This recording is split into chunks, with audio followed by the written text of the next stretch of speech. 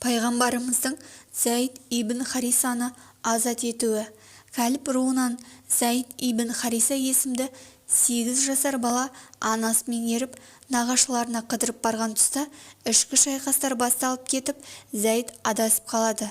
Дұшпандар қолына түсіп қалған ол құл боп кете барады. Ол кезде арабтарда құл сататын арнайы базарлар бар. Сондай базарлардың бірінен кішкентай Зәйдті Әзірет Хадишаның жиені Хаким ибн Хишам 400 дирхамге саудалап Меккеге алып келеді.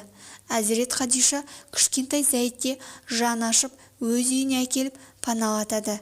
Сөп-сүйкімді бала отағасы пайғамбарымыздың назарын аудармай қоймайды. Әзірет Мұхаммед саллаллаху алейхи уассалам Хадиша анамызға қолға салып Зәйдті өзіне басыбайлы беруін өтінеді. Жолдасы қарсы болмайды. Әрине, пайғамбарымыз оны иелігіне алған сәтте құлдықтан азат еткендігін білдіреді. Ол әрдайым баршаның азаттығын аңсап, құлдықтың бұғауына түбегейлі наразылық білдіріп өткен жан. Адам баласының бір-біріне айырмашылығы иман дәрежесінде ғана екенін ұқтыруға күш сарп еткен. Мейлі бала не үлкен болсын, еркін азат өмір сүруге тиіс екенін түсіндіруден талмаған. Зәйдтің ата-анасы баласынан айырылып, күндіз күлкіден, түнде ұйқыдан қалған. Ботасынан тіріде көз жазып қалған ана үйде отырып қасірет шексе, әкесі не де болса іздеп шығайын деп ауыл-ауылды аралап кеткен. Жалғызын жоқтап барған жерінде көше аралап жүруді әдетке айналдырған. Ал Зәйд болса, ата-анасының алақан жылуын жоқтатпайтын жандардың қолына түскен соң үй ішім ұмытып та кеткен. Өзіне барынша көңіл бөліп, еркелетіп, асты үстіне түскен адамдардың сүйіспеншілігі бала жүрегін жаулап алғандай. Бұл күндерді Зәйд Әзірет Мұхаммедтің саллаллаху алейхи уассалам жанынан ажырамайды. Бар дүниені ұмытып, пайғамбарлар падишасының қамқор құшағында бал дәурен балалығын өткізіп жатты. Күндердің күнінде Кәліп руынан бірнеше адам Қағбаны зиярат етуге келеді. Сол жерде Зәйдті көріп қалып, шырамытып, шақырып алып, онымен сөйлеседі. Әңгімелесе келе, Зәйдті таныған олар әке-шешесінің күндіз-түні іздеу салып жатқандығын, жылай-жылай көз жасы сулағанын айтып жеткізеді. Зәйд құтты ештеңе болмағандай жайбарақат айтылғандарды тыңдады. Бәрін тыңдап болған соң былай деп жауап берді. Ата-анама ауыр екенін сеземін.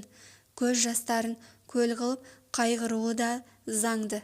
Тек сіздерден өтінішім, менің айтқандарымды әке-шешеме айны-қатесіз жеткізсеңіздер екен. Мен олардан жырақтамын. Бәйтулланың маңында тұрамын, қызмет қыламын, аманмын, саумын. Ендігі жерде еш уайымдамасын, босқа шығындалып іздемесін де. Шүкір, жағдайым жақсы, көйлегім көк, қарным тоқ, қайырлы, мейірімді, отбасының қамқорлығындамын. Ешқандай мұқтаждығым да жоқ. Зәрулік атаулыны ұмыттым, деді. Баласының хабарын ести сала, әкесі Хариса інісі Қағбты ертіп апыл-ғұпыл Меккеге қарай жолға шықты. Зәйдті сатып алу үшін бар жиған тергенін жанына алды.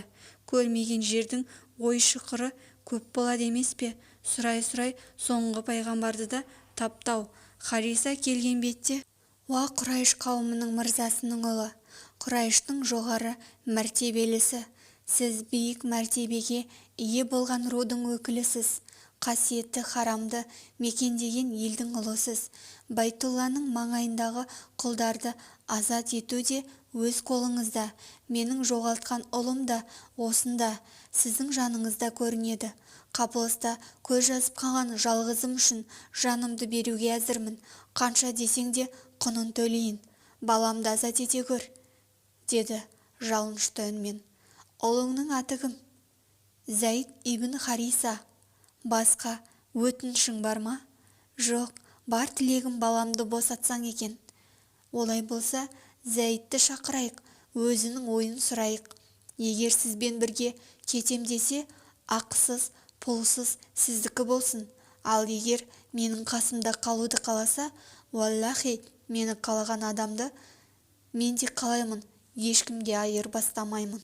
Ағалы інілі екеуі әзірет Мұхаммедтің саллаллаху алейхи уассалам айтқандарына риза болып, бәсе, көргенді адам осылай жасаса керекті, ынсаптылығың мен кісілігіңді бұған дейін естіп келіп едік, енді өзіміз куәміз, деді. Зәйдті шақыртып, мына кісілерді танисың ба, деп сұрады. Әрине, танимын. Кім бұлар? Мынау менің әкем, ал мынау әкемнің інісі. Бұл жауаптан соң пайғамбарымыз Зәйдке қарап, сен менің қандай адам екенімді білесің, сені қалай жақсы көретінімді де білесің. Сені кет деп қумаймын, ерік өзіңде, қалғың келсе, менің қасымда қал, ал егер әкеммен бірге қайтам десең, бара ғой, тек ақылмен ойлап шеш, деді. Зәйд салған жерден, мен еш жаққа да кетпеймін, сенің жаныңда қалғым келеді, сен мені бауырыңа бастың, анамды да атамды да жоқтатпадың, деді. Ұлының жауабын естігенде сасып қалған әкесі, о, не қылғаның, балам-ау, сен туған әке-шешеңді, ағайын туыс, отбасыңды азаттықта сырып қойып, құлдықты, бодандықты қалағаның ба, жаным-ау, деді. Зәйд айтқанынан қайтпады. Жаным, әкем, мен сендерді ұмытқаным жоқ, ұмытпаймын да, бірақ қарсы алдымызда тұрған мына кісіден көрген жақсылықтарымды тілмен айтып жеткізе алмаймын. Мен не де болса осы адамның қасында қалғым келеді, деді. Пайғамбарымыздың Зәйдті асырап алуы. Пайғамбарымыз Зәйдтің өзіне шын берілгендігіне қайтарым ретінде оны қолынан жетелеп, қалың Құрайш жайлаған Хижр махаласына апарды да халыққа былай деп үндеді. Уа, халайық, мұнан былай Зәйд менің ұлым болмақ. Куә болыңдар, мен оның, ол да менің мирасқорым. Меккеліктер бала асырап алғанда осылай жар салып халыққа білдіруді әдет қылған. Пайғамбарымыз да осы әдет бойынша көп алдында жариялап Зәйдті асырап алғандығын паш етті.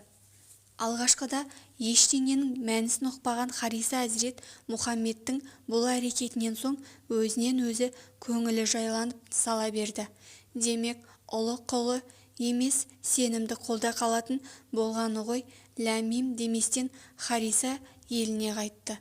Осы оқиғадан соң Меккеде жұрт Зәйдті Мұхаммедтің ұлы деп атай бастады. Кейінірек Мұхаммед пайғамбар саллаллаху алейхи уассалам болғаннан кейін Алладан түскен аян бойынша асырап алынған балаларды туған әкесінің атымен атап шақыруы бұйырылды. Соған байланысты Зәйдті Зәйн ибн Хариса, яғни Харисаның ұлы Зәйд деп атайтын болды. Бұл жөніндегі аяттардың түсіндірмесі төмендегідей. Асыранды балаларыңды өз әкелерінің атымен атаңдар.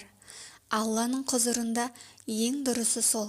Егер олардың әкелерін білмесеңдер, онда олар діндес бауырларың әрі достарың болады. Олардың атын атағандарыңда байқамай қателессеңдер, күнәға қалмайсыңдар. Сендер тек жүректеріңдегі ниет пиғылдарың мен қасақана істерің үшін ғана күнәға батасыңдар. Алла құлдарына өте кешірімді, ерекше мейірімді. Ахзаб сүресі 5 аят. Әзірет Омардың ұлы Абдулла бұл жайлы былай деп баяндайды. Біз асырап алған баланы өз әкесінің атымен атаңдар. Аяты түскенге дейін Зәйдті Харисаның ұлы деп емес, Мұхаммедтің ұлы деп атайтынбыз. Сондай-ақ сол аяттың үкіміне сәйкес асырап алған балалар өгей әкесінің мирасқоры саналмайтын болды. Әзірет Зәйд әзірет Мұхаммедке саллаллаху алейхи уассалам пайғамбарлық түскеннен кейін әзірет Хадиша мен әзірет Әлиден соң үшінші мұсылман атануы құрметіне ие болған. Ардақты пайғамбарымыз саллаллаху алейхи уассалам Зәйдті ерекше жақсы көретін. «Уа Зәйд, сен өз бауырымсың» дегенді жиі қайталайтын.